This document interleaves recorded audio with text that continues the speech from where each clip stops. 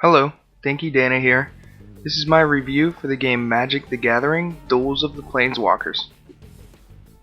This game is available for download on the Xbox Live Arcade for 800 Microsoft points, which is $10.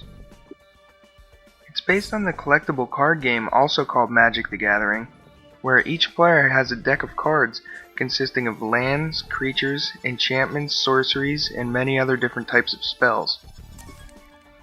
Duels of the Planeswalkers is basically an arcade version of the original card game, only instead of you having to go out to the store and buy packs of cards or individual cards, you're already given pre-constructed decks and you're able to play either the computer or other online players.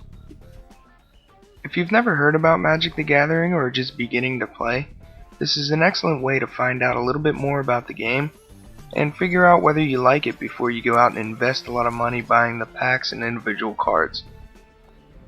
When you begin the game, you'll see on the main menu that you have a few options about what you can do, and also there's some settings. The first option is Play Magic the Gathering. This is where you can go through tutorials to help yourself learn the game, and also play the campaign mode where you can unlock new cards for each of your decks. The next option is Play Magic the Gathering on Xbox Live. This is where you can play with friends online and also other online opponents. And when you're playing online, there are player matches and ranked matches. So for the more advanced players, you can go into the ranked matches and you can try and move higher and higher up the leaderboards. And as you start getting higher, it starts becoming more and more difficult. So for the people who already know how to play, you can go online and actually play people who are at your level, and it's really a lot of fun. If you already know how to play Magic the Gathering, this is definitely where you'll be spending most of your time. There's also a third option called Mentoring, and this is where experienced players can go in and teach new players how to play. I'm not really going to get into how the game works too much in this review, but basically you start out with a hand of 7 cards that you drew from your deck, and you need to use the land cards, and then you can cast other creatures and enchantments and other spells throughout the game. And basically what you're looking at now is the table area, which if you were playing in real life, you'd actually be playing at a table.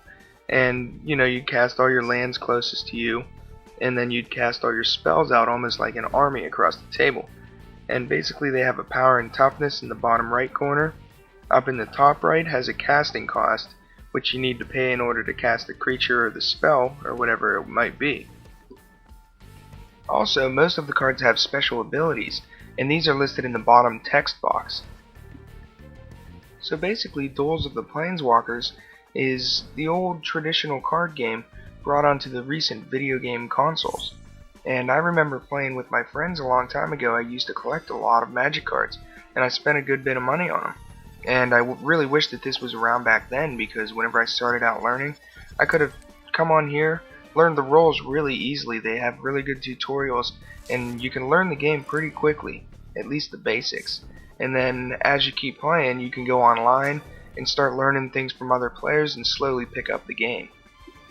And for the more advanced players who already know how to play the game, even though you can't construct your own decks, there's still plenty that this game has to offer. As you play through the campaign, I noticed that the computer is moderately challenging, and if you increase the difficulty level, it's actually a challenge even for advanced players. So it was a lot of fun going through playing the harder difficulties and trying to unlock all my cards that way. Another thing that I really enjoyed about this game is the co-op mode, and it's called Two-Headed Giant. And basically you can play with another player on your own TV, and you sit next to each other and you each have your own deck, and you play a 2-on-2 game where you're sharing life totals.